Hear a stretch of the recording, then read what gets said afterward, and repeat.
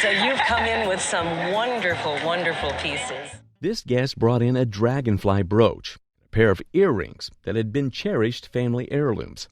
It was passed down from her great-grandmother through generations. This brooch, a platinum over gold piece from around 1900, is en tremblant, meaning its wings quiver with movement. It features a detachable pinback, allowing it to be worn in the hair as well as a brooch on the shoulder.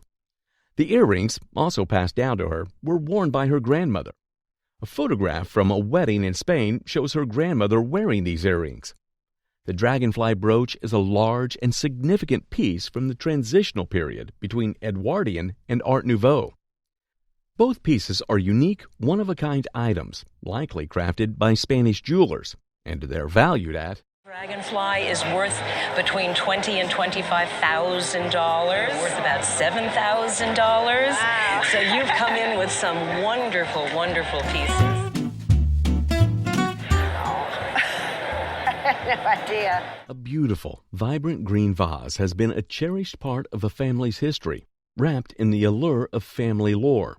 Initially believed to be a Tiffany creation due to its distinctive large drips and iridescence, the vase was later identified as a piece by Lotz, a renowned Bohemian art glassmaker.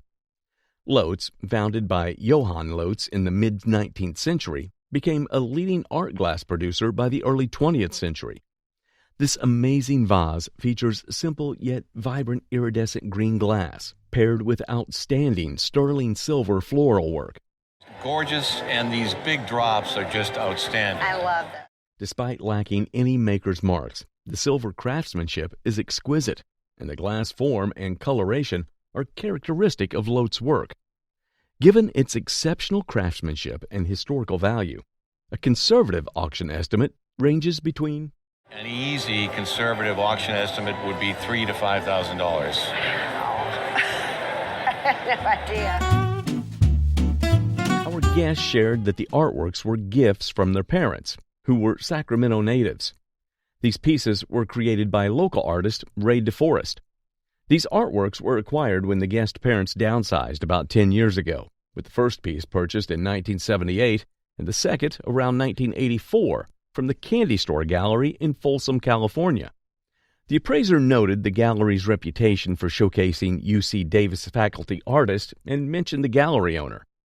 He and his colleagues at UC Davis were also loosely referred to as the funk art movement, and they exhibited together as such. Our guest mentioned that their parents paid about $800 each for the artworks. The two pieces brought in were mixed media, consisting of crayon, pastel, and graphite, and both were untitled, signed, and dated. One from 1976 and the other from 1977. The appraiser noted the contemporary frames on the pieces and mentioned that Deforest often created and Actually, Deforest often was known for producing his own frames and painting them. Our guest confirmed that they had the original frames but removed them to prevent tarnishing of the artwork. The appraiser recommended reuniting the artworks with their original frames, as this would enhance their desirability. Proper methods to prevent deterioration of the paper were also suggested. The conservative auction estimate for each piece was Be $5,000 to $7,000 for each. Wow, that's wonderful. The appraiser identified the saddle as a classic early California style saddle, used by Spanish Californians from the 1830s until the U.S. takeover. The saddle features a maker's mark, which was difficult to decipher, but revealed San Francisco and makers. Stylistically, it is a Mexican-style saddle, likely made by Maine and Winchester, the prominent early California saddle maker.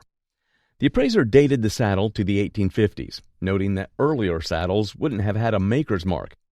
In its unrestored condition, the appraiser estimated the saddle's auction value at around $5,000. The appraiser suggested that with some restoration, removing paint and fixing the rawhide cantle separation, this saddle could be worth up to $10,000 saddle. Really? Wow. Our guest found this document in a suitcase at an old-style dump over 30 years ago. The appraiser identified it as a baptismal document by the Cecil Washington artist. Cecil Washington artist is probably the most famous 18th century fractor maker. The Cecil Washington artist is famous for creating documents of marriage, birth, and baptism in 18th century Pennsylvania.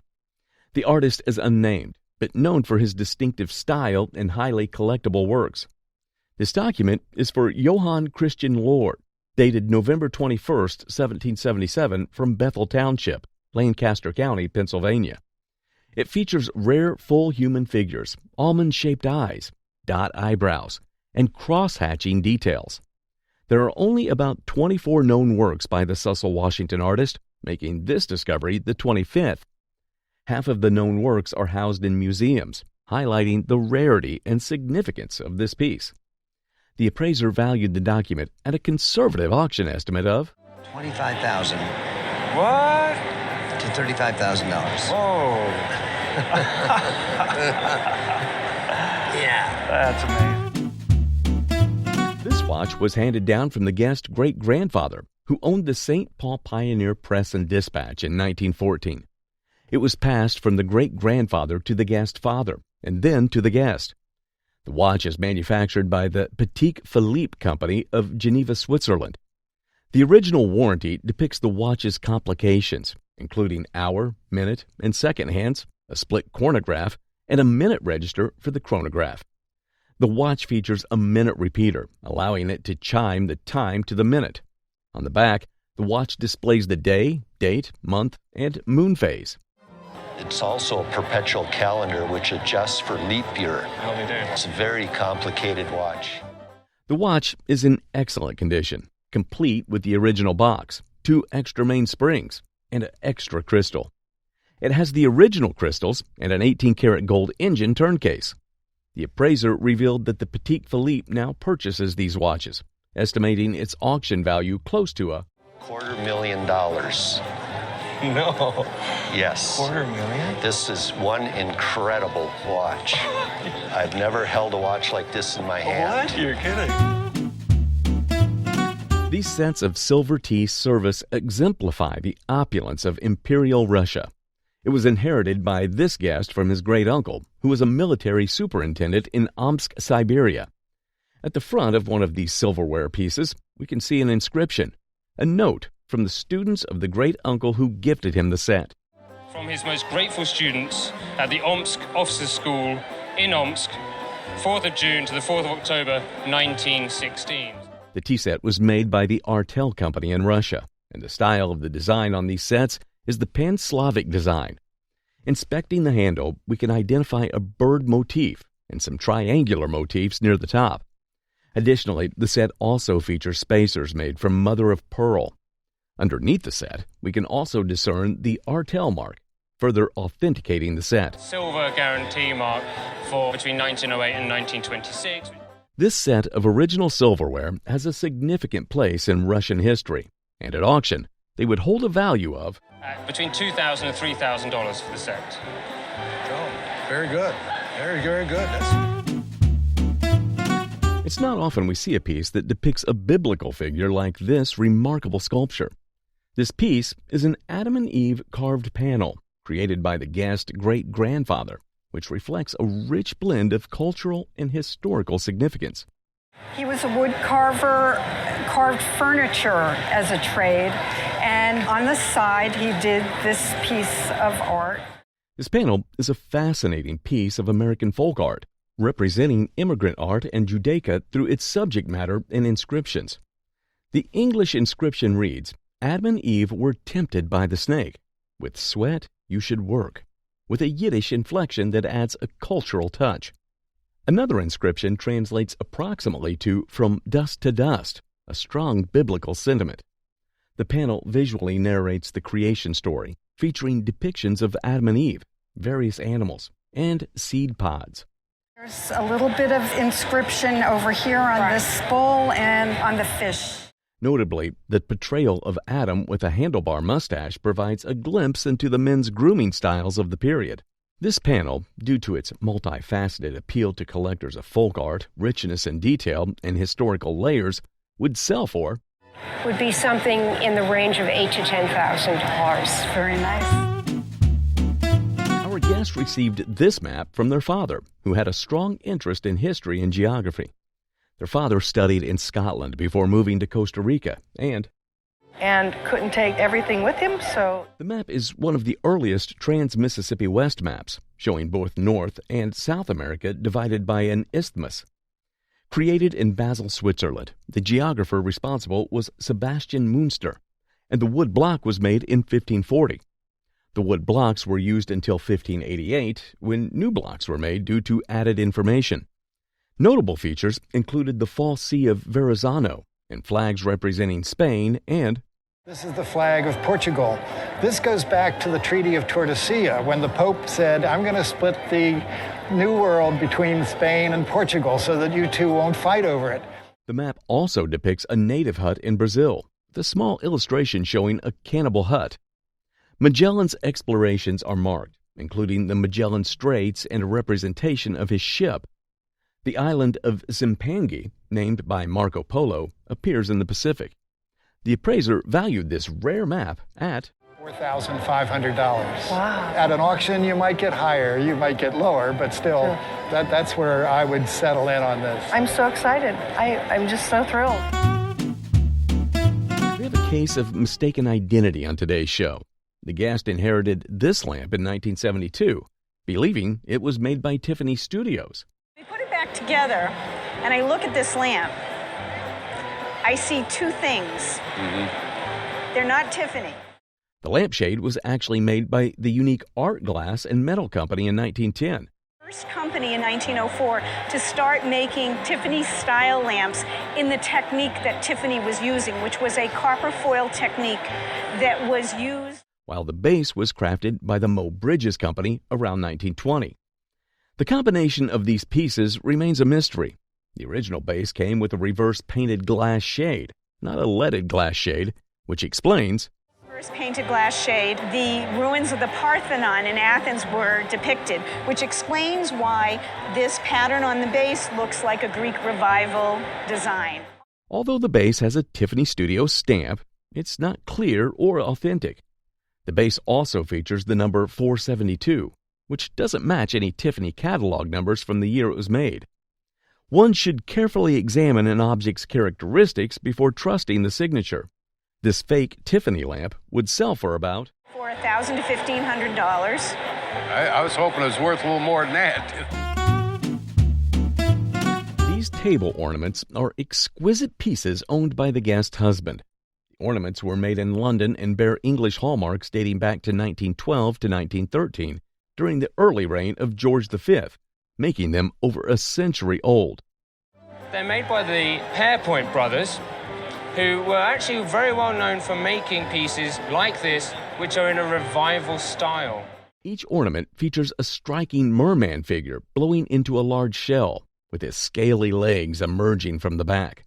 He is seated on large scallop shells supported by 4 dolphin figures, all set against a backdrop of intricately crafted waves. This type of sea beast was used very much in the 16th century as indicative of an animal that came from the deep. Made of sterling silver, the ornaments prominently displayed their hallmarks on the front, a practice meant to showcase their authenticity and value.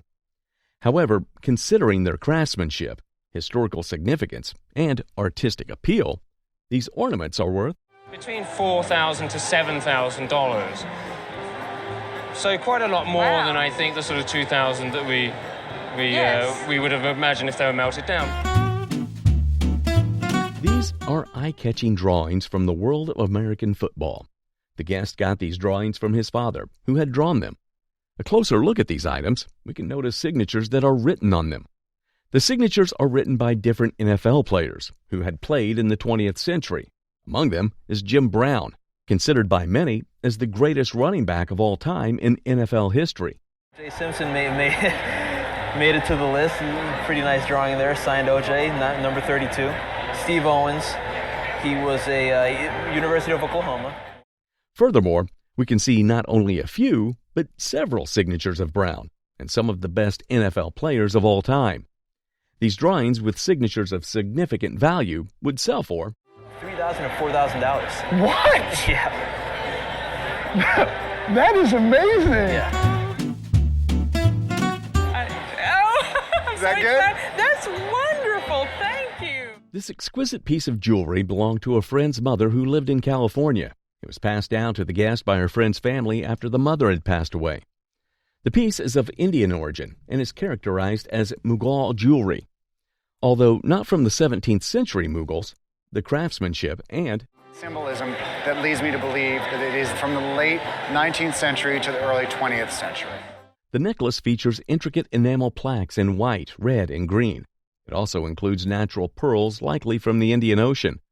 The motifs depict tigers in the jungle, with pendants shaped like traditional tiger claws, symbolizing protection.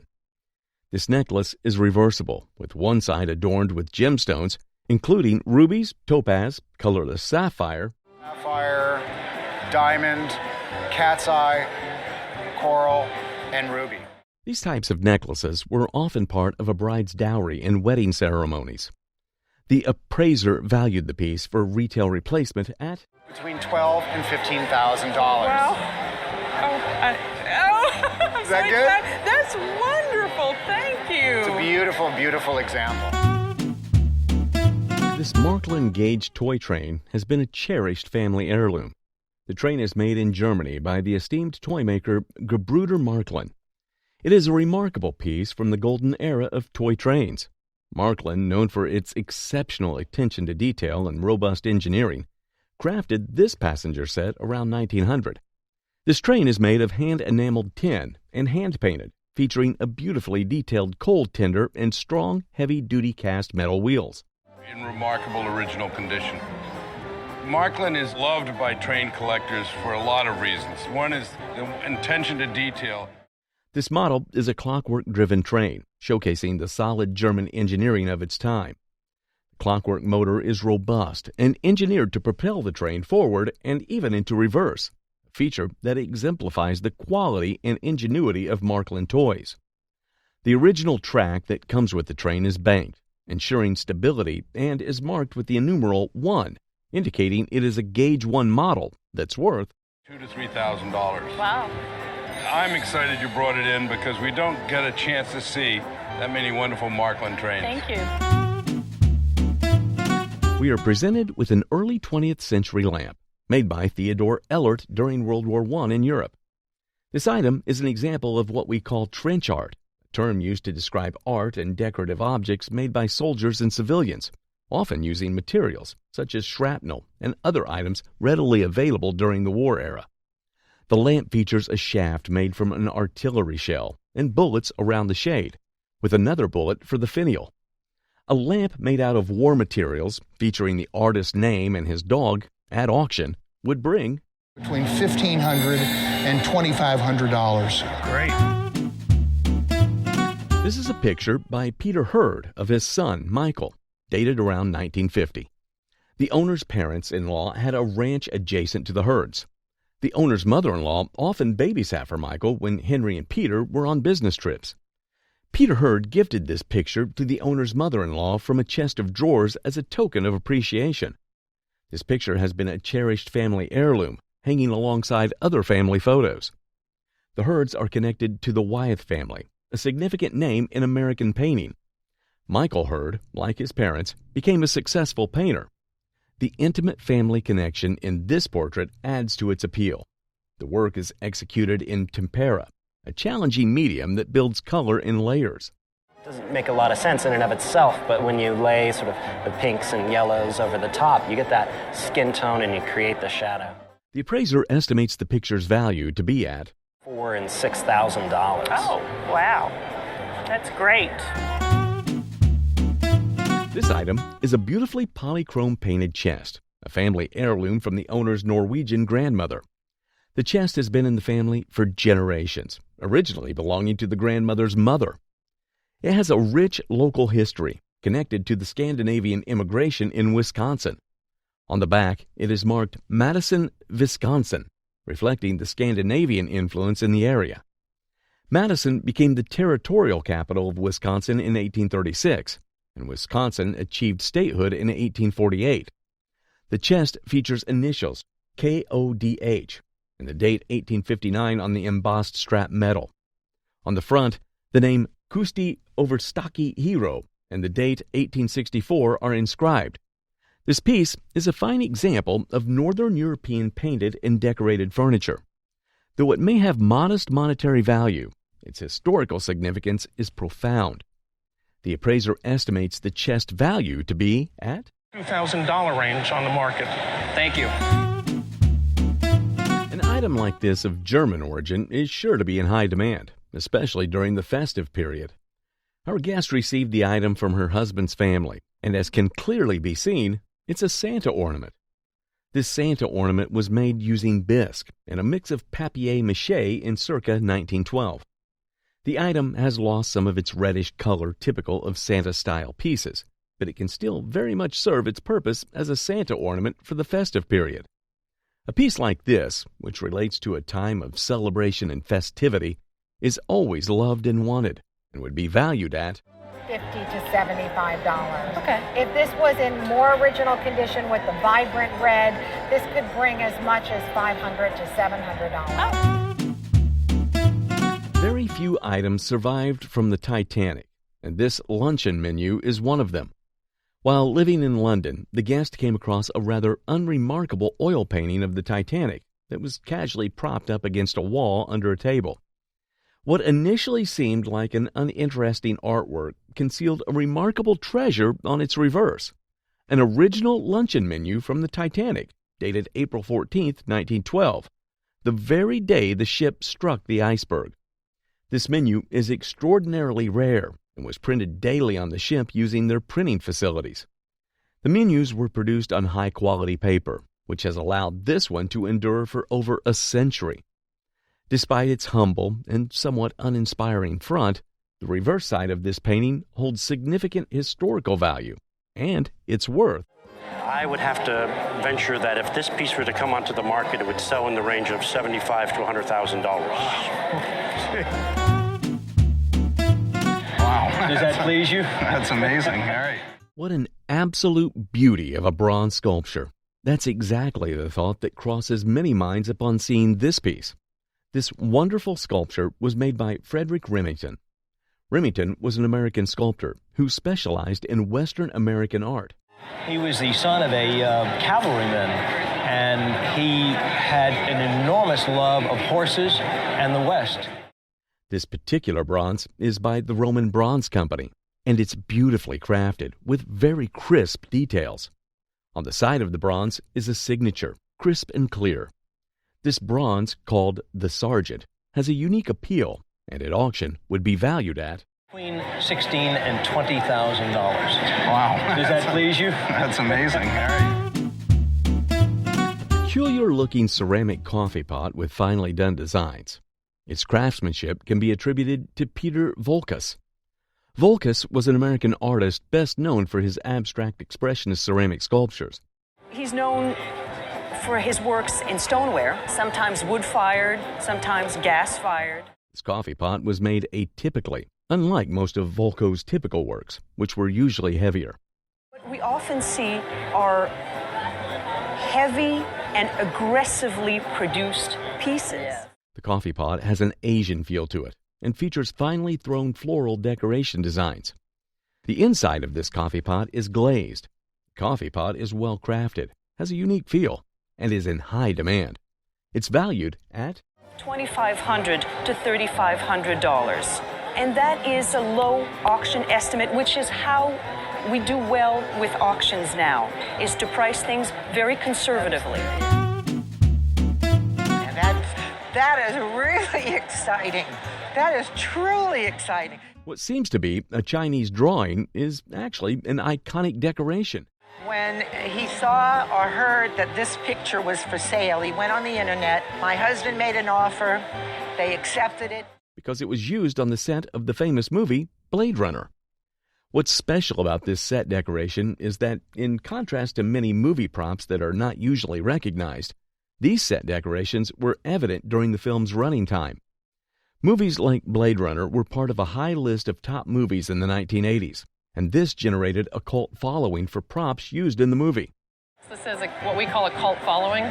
So anytime you have a piece that's associated with a cult following, it means we can go pretty deep into the film to find things that people are going to be interested in. Given its background, at auction, these decoration sets would retail at the value of Between $10,000 and $15,000. Now that is really exciting. That is truly exciting. Only 250 copies of this book were published, and as such, this poem book is worth a lot. It is one of the rare works produced by Maynard Dixon, and it was inscribed in 1923 by Maynard Dixon. It's one of Maynard Dixon's scarcest works. He's a very sought-after Western painter, as we know. Right. This book is beautifully illustrated to communicate Maynard's expertise and to show the appreciation and insight Maynard puts into his works. Usually, for a book that has lasted more than 30 years, one would expect wear and tear, but this book, being quality made, has maintained its finesse, and thus auctions at $2,500 to $3,000 range. Oh, you're kidding. That's exciting. We are presented with a clock on today's show. The guest picked it up at a garage sale many years ago. This is a tambour number 3 made by the Chelsea Clock Company in Connecticut. They're a company that started in 1897, and they're still in business today. This is a tambour style, and it refers to the shape of it right here. These types of clocks, due to their heavy weight, are usually referred to as boat anchors. Chelsea clocks are synonymous with quality, boasting a wonderful reputation. This clock features a 6-inch dial with raised numerals, known as a special dial. It's a time and strike mechanism, meaning it strikes the hour on the hour. It has the J.B. Hudson Company in Minneapolis. It's made of brass. Made circa 1917, this 45-pound clock has a patented bronze finish. This tambour-style clock, with its heavy weight and special dial, would sell for $1,500. Oh, really? That beats $20, I guess. Oh, wow. Great. Wow. Yeah. Relive the history of the American struggle with this powerful Civil War memorabilia. Our guest inherited these memorabilia from her great-great-grandfather, who was a sea captain and a blockader aboard the USS Circassian. The USS Circassian was a steamship bought and put into service by the United States government. From New York and Boston, down around Florida, into the Gulf. Right. The guest ancestor was the commander of the ship at the time.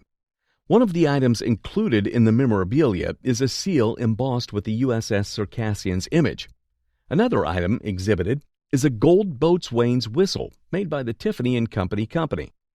A photograph of the guest ancestor is proudly displayed in his uniform.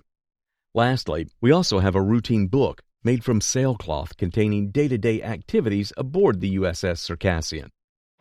Gives a glimpse from everything from polishing the brass to smoke breaks. This memorabilia symbolizes freedom and sacrifice in American history. At auction, it's estimated to be worth $10,000. Oh, wow. Great. Wow. Yeah. Well, we'll make sure we take good care of it.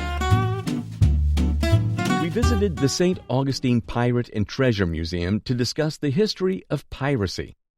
When the New World was being established in Spanish-dominated areas, the Spanish had control of most of the resources, and many people coveted these resources.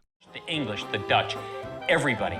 So that's what gave rise to privateers, pirates, and buccaneers. Which ushered in the advent of piracy. Pirates answered to no one, and they could be caught and executed if they didn't possess a letter of marque at the time. Furthermore, a book titled Buccaneers of America, published in 1684, is showcased, containing eyewitness accounts from the 17th century of pirate behavior. Great illustrated plates, battle plans, harbor scenes, ship plates. This book is a rarity, and it holds a significant part of piracy history. At auction, it's estimated to be worth between $18,000 and $22,000. Maybe about $150,000 to $200,000. These are sets of cards with more than what meets the eye. The guest found these sets in his mother's attic, but they originally belonged to his uncle. Tobacco cards were last in production in the early 19th centuries, making these cards scarce, owing to their rare production in the south coast of the U.S.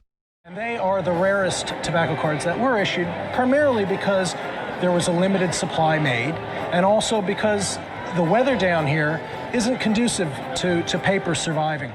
Displayed on the cards are some of the biggest baseball icons, including John McGraw, one of the most successful baseball icons, both as a player and a manager.